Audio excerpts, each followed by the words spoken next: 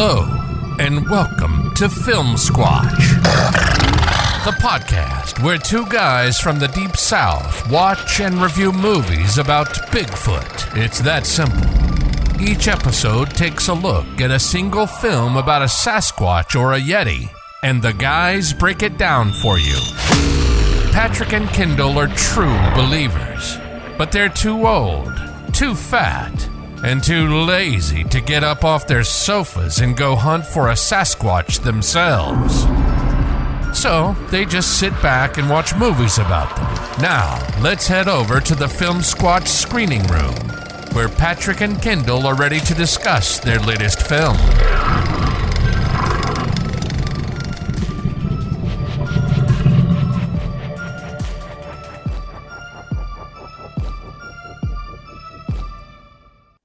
Hey everybody, welcome back to Filmsquatch. This is our third season. We want to thank all of our listeners for their support. We appreciate each and every one of you. I'm Patrick Bennett, and joining me over Zoom is my co-host, the Crazy Cajun, Mr. Kendall Fontenot. Hey Kendall, what's shaking, baby? Oh man, not much. Just ready to dive into this latest episode of Filmsquatch. Well, Kendall, tell the good folks out there in podcast land, what Bigfoot movie do we have to review today? Today we're going to travel all the way back to 1983 Yeah. to Charles B. Pierce's attempt at redeeming the legacy of The Legend of Boggy Creek, and we're going to be talking about Boggy Creek 2 and The Legend Continues. This is the official sequel to The Legend of Boggy Creek. There was another film out there that we'll probably talk about later, but this is the official sequel to The Legend of Boggy Creek, and it's a little bit different than that than Legend of Boggy Creek. And let's just jump right into it. Man, this stars Charles B. Pierce. Go ahead. No, I was gonna say, you know what, 83, man, that brings back memories, and you'll see it all in here, man. CBs, cut off jean shorts, tube socks. Welcome back to the 80s, baby. We're here. We're going to talk about it. Yep. Yeah, man. This time around, Charles B. Pierce cast himself in his own movie. He sure did. He pulled an M. Night Shyamalan, except he went a little bit more in depth. He was the main character in this film. It also stars Cindy Butler, Chuck Pierce Jr., who just happens to be Charles Pierce's son, and Serene, I think it's Hadeen. I don't know how you say her last name, but she was also in this film. They're the core cast, and I don't know if you want to give a rundown of the film first, or you want to take a look at the trailer. Well, I'll give it the elevator pitch. Charles B. Pierce plays a professor. Is it the University of Arkansas? Is that where he's at? The Razorbacks?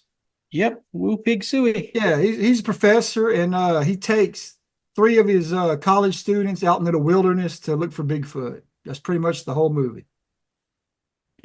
And now let's take a look at the trailer, not just a listen. We're going to look at it this time around, since this is our first episode on YouTube.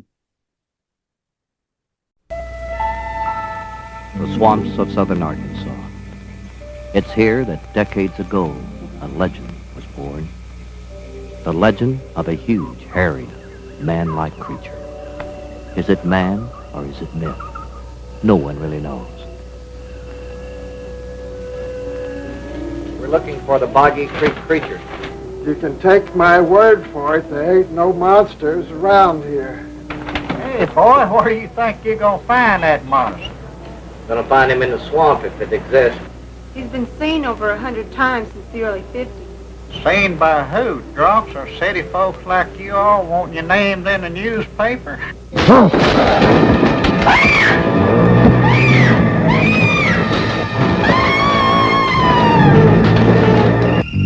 moved more than 50 yards in the last few seconds. Something's out there, and it's heading toward Tanya. Tell him to come in, Brian.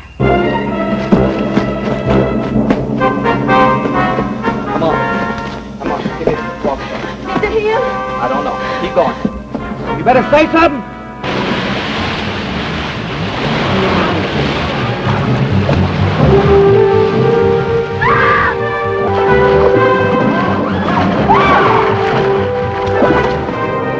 you're building these fires around this camp, isn't it? Because it's afraid of the fire. Isn't it? You finally smart enough, cousin. Talk to me. No.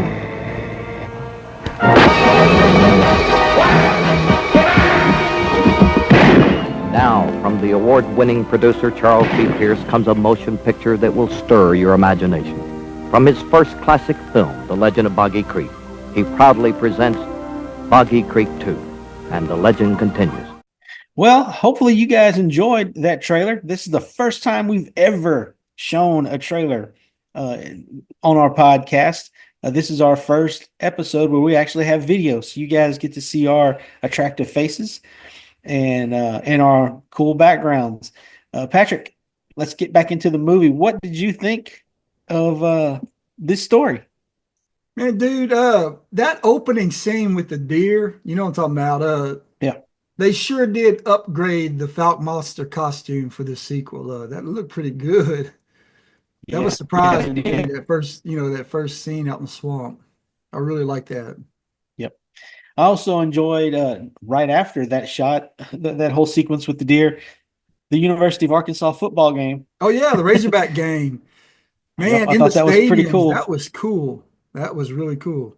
Yeah, I thought they did a great job of blending that into the movie. I mean, you want to talk about the cinematography? yeah, I mean, basically the majority of the good stuff was the wide shots of the Ozark Mountains, and the trip from Fayetteville all the way down to the Falk area.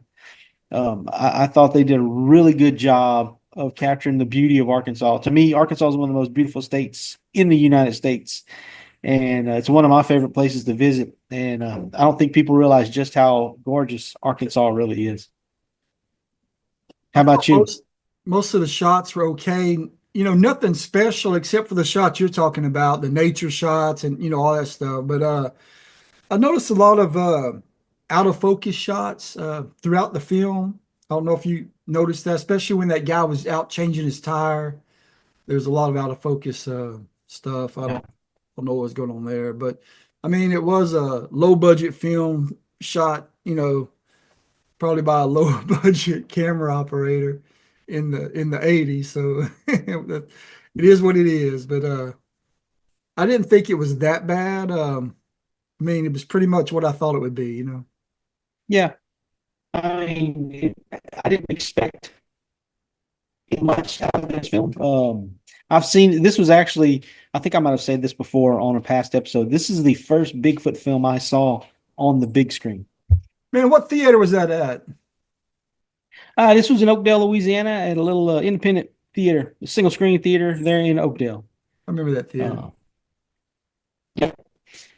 That's where on Bigfoot, really.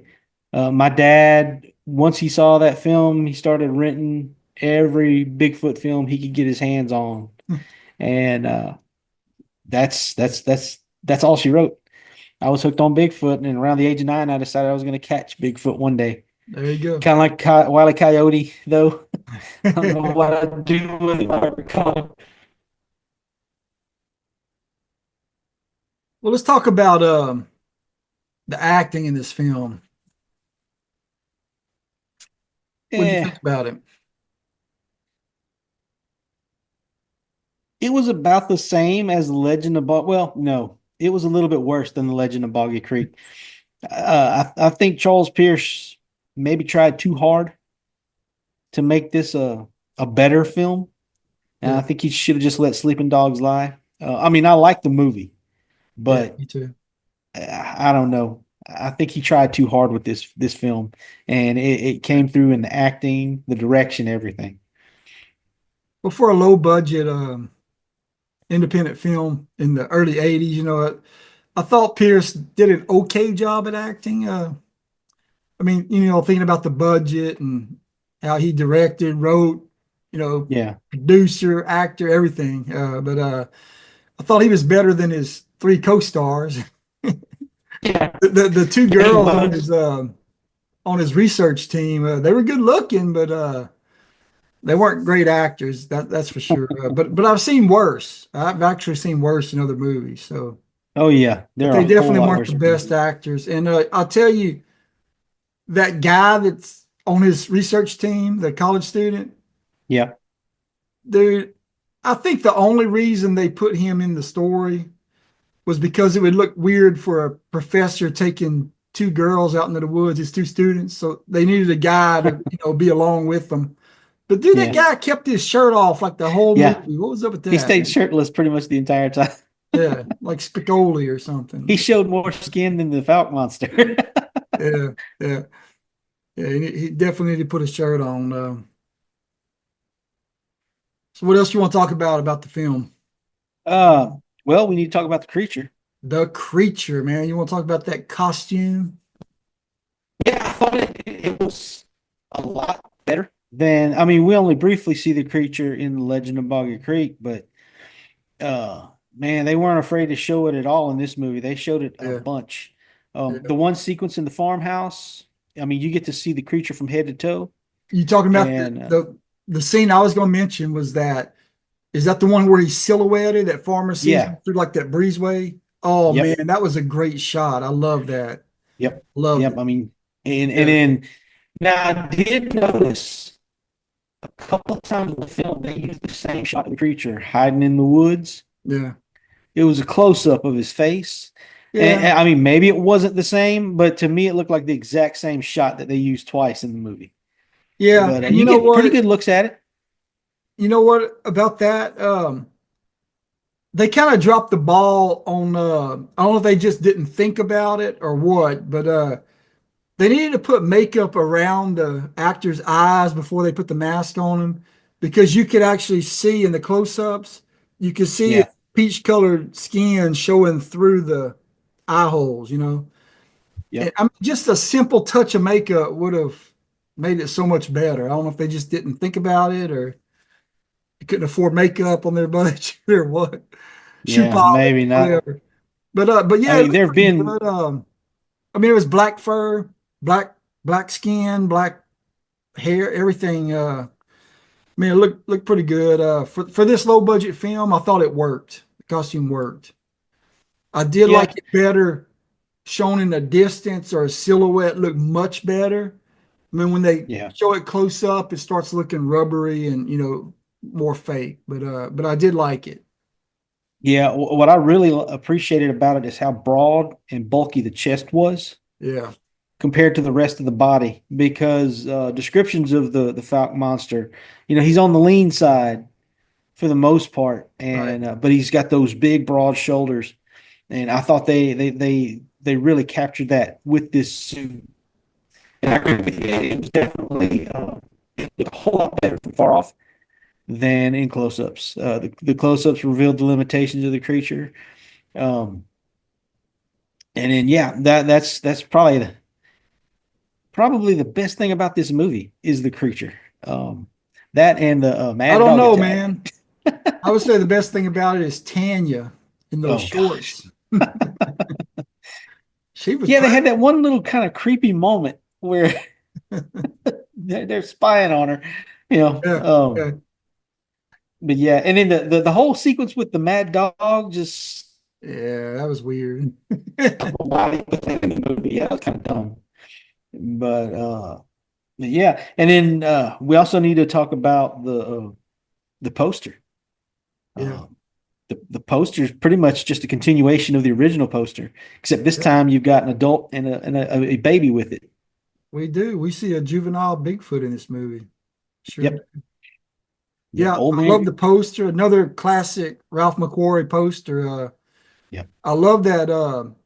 It's the sunset. It's like a silhouette of the Right. creature and the offspring running across a field or something, and it's got silhouette, and the whole background is that kind of orangish yellow hues of the sunset.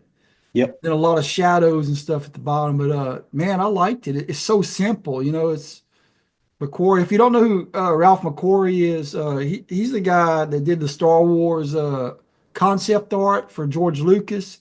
He did the original Boggy Creek poster. He did the Creature from Black Lake poster.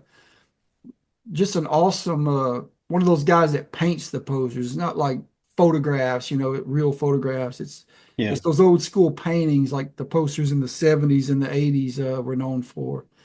It's great, man. I can't. I want to get a copy of that. I've been looking for them on eBay, like an original, but they're pretty high. Yeah. Yeah, I probably could have taken it off the wall in Oakdale. Yeah. Because whenever you walk into that theater, the posters were right there as soon as you walked in.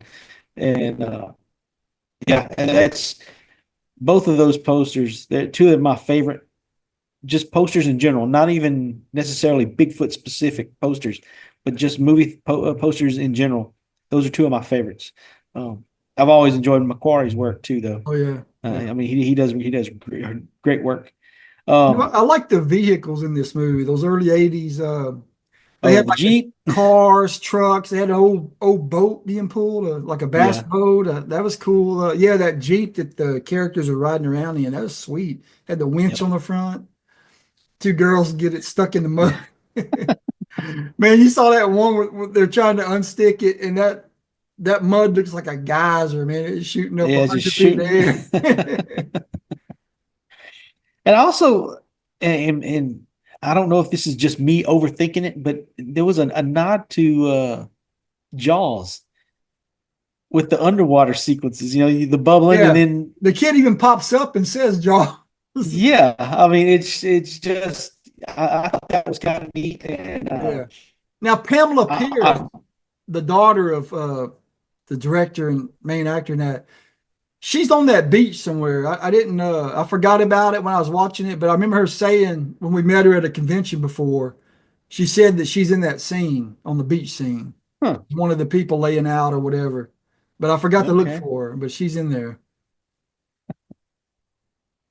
And for me, and I don't know if this is just an early 80s thing or what, but the audio, I love the sound in this movie. I thought they did a great job with the audio, getting all the little clicks and pops, when the tires are going over gravel or whatever. Yeah. And, I mean, that's just, I don't know if that's just a me thing or what, but I love the noise in this movie. Holy, I really. Yeah, and I love the sequence with the radar. Oh man, you got the dots moving. Okay, across. Yeah, we didn't talk about our favorite scenes. Yeah, that was my favorite. Watching. Yeah, that's my favorite too.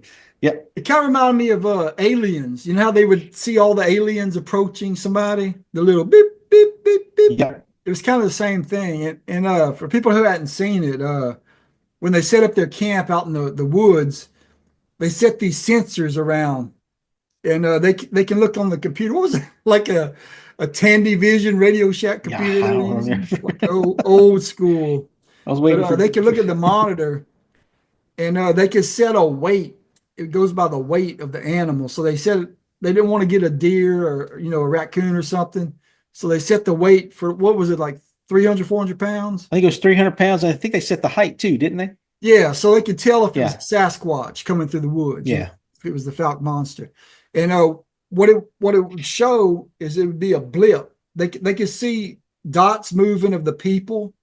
Like if it was one person out in the woods, a dot be moving. But then you would see that little boop, boop, boop following them, and it was like, oh, it's moving. Suspenseful and stuff. That was cool. Yeah, that was the only suspense in the whole movie. Yeah. That was actually my favorite scene of the whole movie. Mine as well. That's and the creature himself. Yeah. Yeah. Yeah. Yep, I enjoyed that about this one too. I mean, it's not a bad movie. It's not a great movie either. There's for every one thing I dislike about it, I can find 2 or 3 things that I really enjoy. Sure. And I can't knock it for that. I thought it's fun. It is not The Legend of Boggy Creek, not even close, but it's still a good movie. I enjoyed it. But yeah, so is there anything else you want to talk about? Well, I think we can jump right into the ratings. How many Bigfoot tracks are you going to give this film? Okay. For me, on a scale of 1 to 10, with 1 being the worst Bigfoot movie ever made, and 10 being, in my opinion, The Legend of Boggy Creek, the best Bigfoot film ever made, I'm going to give this one a 6. I'm probably voting it a little higher than it really deserves. because there are issues with this movie. There are a lot of issues with this movie, but there's just something that appeals to me about it. Maybe it's part nostalgia because it was the first Bigfoot film I ever saw in the theater. But I really don't think that it is, because it's just got like that sequence where they're tracking the creature. The beginning with the attack on the deer, which was actually pretty gory when you see it. It's pretty violent. The whole sequence with the football game and all that. And there's a confidence to me in Charles B. Pierce's performance. He's just like the cockiest professor out in the woods. There's just something about him. So yeah, I give this one a solid 6. How about you, Patrick? What do you give it? Man, just for his tube socks he's wearing, I'm gonna give it an extra point. That was awesome, and those short shorts everybody had on. But yeah, being a super low budget production with mediocre acting and kind of underwhelming cinematography, I absolutely love this movie, man. I love seeing the vintage vehicles, especially the Jeep we were talking about, the vintage clothing, and every retro aspect of it just came home to me. Completely brought me back to the early 80s, brought me back to my childhood. When I think back to like junior high and high school, just junior high mainly, 70s, early 80s, the Falcon Monster was something very scary to me and very memorable to me. And the decade of like the Empire Strikes Back, Indiana Jones, Rubik's Cubes, Incredible Hulk, just Back to the Future. I mean, the 80s were phenomenal.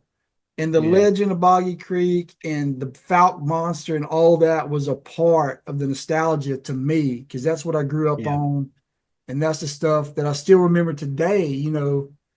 I mean, that first movie, I didn't sleep at night some nights because I was thinking about the Falcon Monster outside my bedroom. But I'll tell you, man, I'm close to your score. I gave it a 5.5. I don't think it's right on the fence. I think it jumped over that fence in a good way. Wasn't the best Bigfoot film, but I thought it was an enjoyable one, and it was full of great nostalgia for me. I think the nostalgia part really resonates with me. Yeah, and as far as like the nostalgia stuff goes, whenever it comes to this movie, I think especially for kids growing up in the late 70s, early 80s in Louisiana, Arkansas, Texas, Oklahoma, even, this was real to us. This was our Patty. Yeah. Everybody talks about the Patterson Gimlin film, but for us, it was the Falcon Monster. And then if you're over in East Louisiana, the Honey Island Swamp Monster. But yeah, there's something very real about this creature for us. And even when I was a kid going hunting in the woods with my dad, if I would see, I still don't know what this stuff's called. It's this black stringy stuff that hangs on the trees. It's a type of moss, I believe. I've looked it up, but I've never looked very hard. I'm not gonna lie. But anytime I would see that black stuff out in the woods, I was like, oh man, is that a Bigfoot? Is that Bigfoot hair on the tree or whatever? Bigfoot was always in the back of my mind. And then after seeing Boggy Creek, that was okay. He's out here. Where is he? What's he going to do to us if he catches us? I never did see him, but yeah, he was always in the back of my mind. It made Bigfoot very real for this little fat guy in South Louisiana. I think it should be noted that on IMDb, this film has a score of 2.5 out of 10. Those critics are morons. Yeah. They don't get it. Imbeciles. Yep, they don't get it. I don't do Rotten Tomatoes because I don't like Rotten Tomatoes. But yeah, IMDb is 2.5 out of 10, and I do not trust that score at all. Right. Don't go by that. Trust us. Don't watch that. Watch Filmsquatch. We'll give you the real ratings. Yeah, trust us on this one. This is worth watching.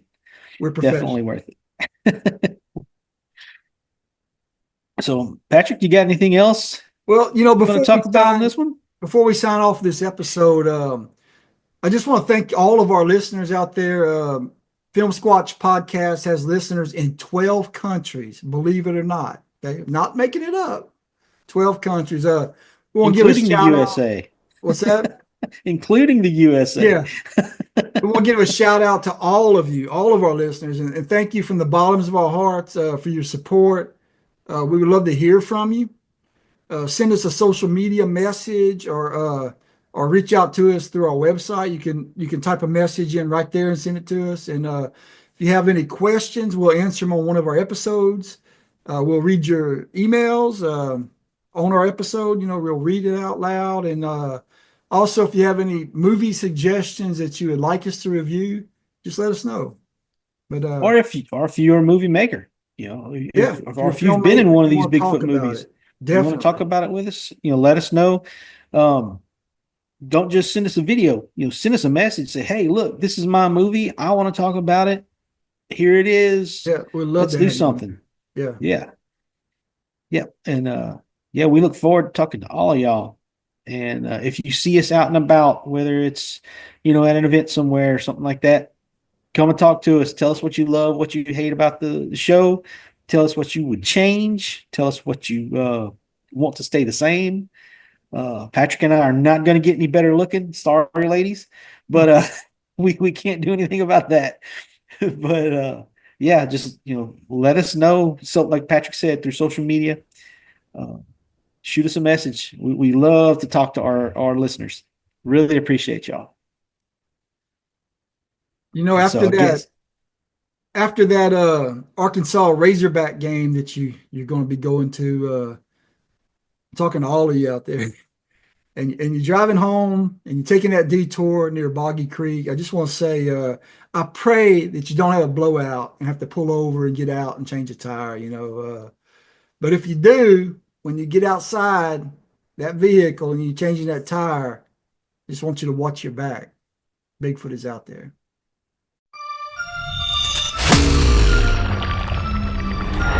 Thanks for listening to another episode of Film Squatch. If you like the podcast, please leave us a 5-star review and tell your friends about us. Make sure to like us on Facebook and join in on some of our interactive discussions.